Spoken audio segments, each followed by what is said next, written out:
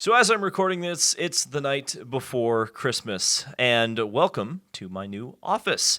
Now, the office isn't ready yet, and neither is my entire house, but I figure I would record a video in here just to kind of give you a sense of what it will look like over the next, weeks and months and hopefully years.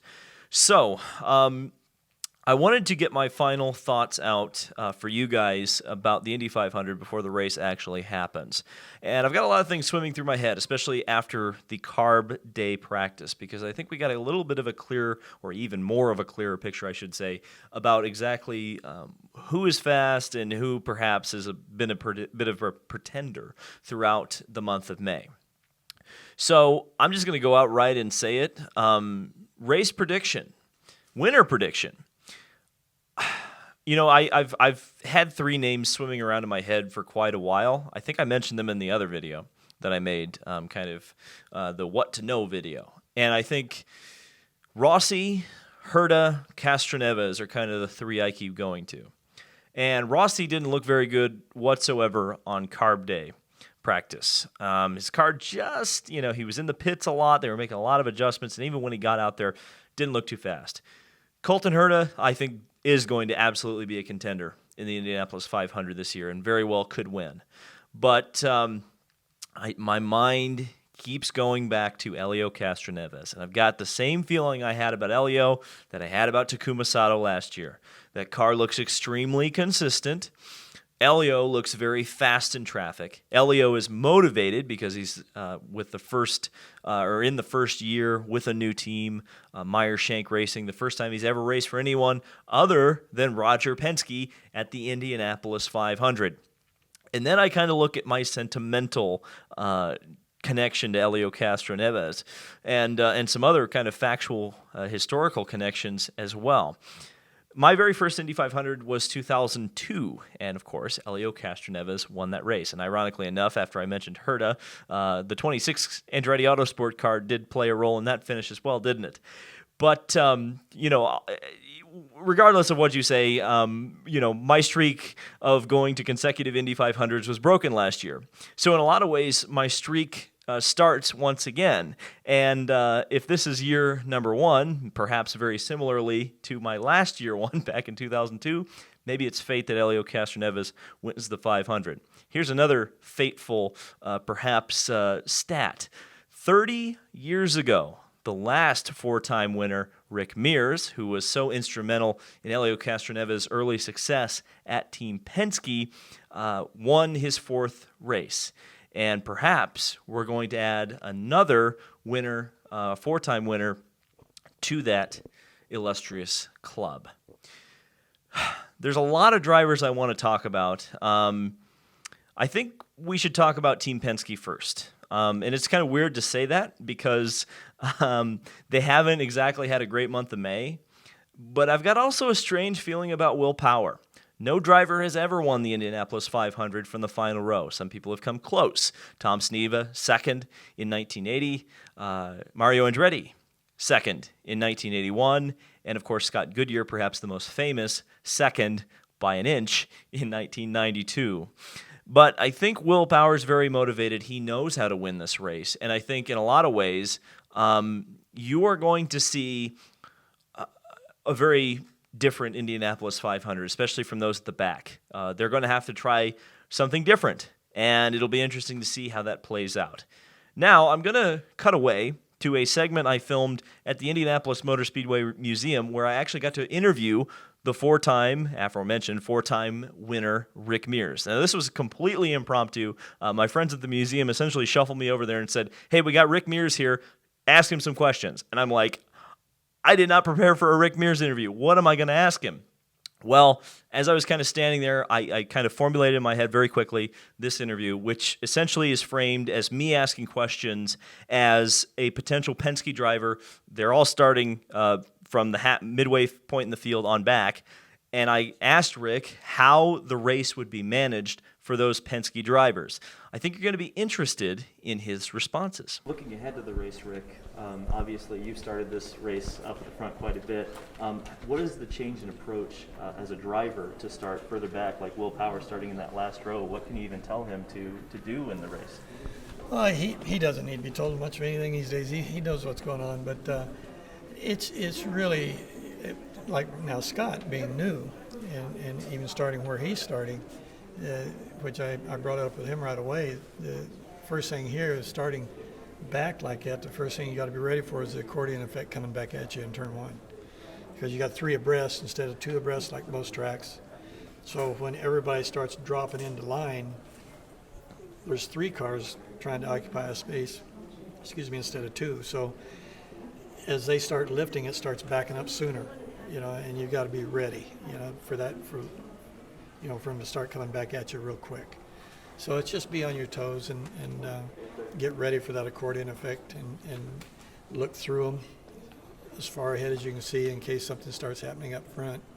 You get some more time to be able to avoid it. But that's really, to me, it's this place. It's all about just get the first lap under your belt. And that's kind of always my advice. You've got 500 miles to get excited, so just get the first couple laps under your belt, see where the car is at, where the track's at. Start thinking about the changes you're going to be wanting to make with the team. Depending on the track conditions, that kind of thing. So that's really the gist of it, in a nutshell. What about approaching a race such as this, where the cars are going to be so close together? I mean, it's going to be really about strategy and restarts, right? No, absolutely. Strategy, restarts, lady luck, that yellows, depending on what strategy, depending on where you start and what strategy you start out with, that a yellow falls at the right time that helps your strategy instead of hurting your strategy. So all that's always involved, and it's you got to come up with a game plan and be ready to change it immediately, because that's what this is all about. So it's a lot of it. Yeah, we try to get a picture formulated of where we want to go with everything and the strategy. But again, you've got to be ready to turn it around in a heartbeat, because something can change real quick. So on that final lap, where do you want to be on Sunday, first or second? I don't know. It's going to depend. We will know more about that as the race unfolds.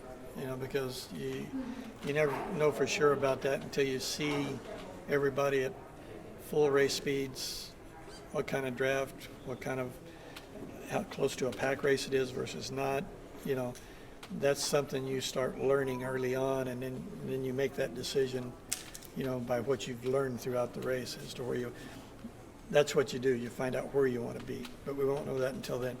Thank you, Rick. Thank you. So that leads me into saying who I believe the Rookie of the Year is. And of course, it's really pretty easy to pick the Rookie of the Year when there's only 2 drivers. You have a 50-50 shot of getting it right. But I think Scott McLaughlin is going to take the Rookie of the Year honors here at this year's Indianapolis 500. And that's nothing against Pietro Fittipaldi. In fact, I think Pietro Fittipaldi has exceeded a lot of expectations, including mine.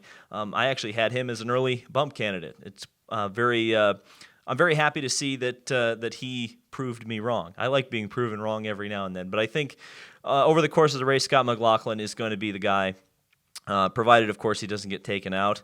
In fact, my cameraman, Racing Nation TV, has said if McLaughlin does get to the halfway mark, look out, he may be a threat to win.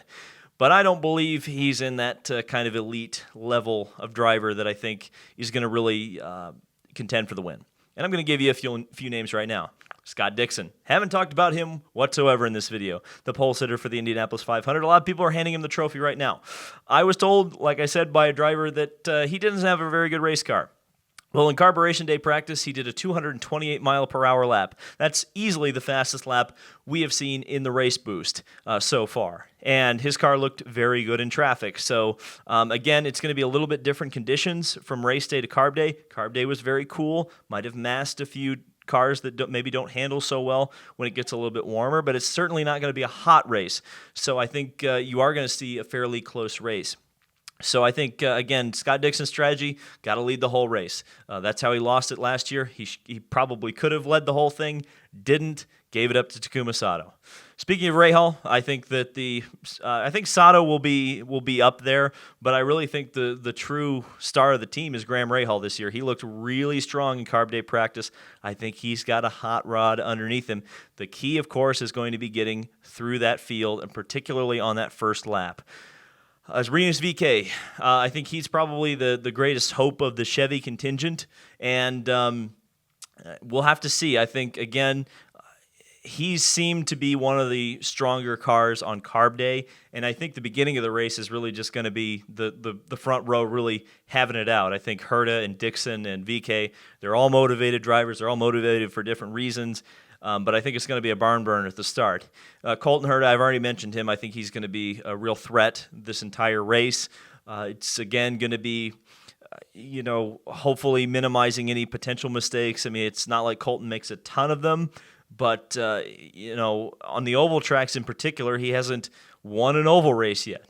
That's perhaps something that maybe we should talk about. But again, he's a driver who looked extremely confident, especially when he was racing with Scott Dixon on Carb Day. So I think if he's there in that top 3 or 4 towards the end of the race, he certainly could be in contention to win. But again, I keep coming back to, and this is the final name I'll really talk about, is Helio Castroneves. I do think Castroneves really, kind of underneath a lot of people's radars, but he's not under mine.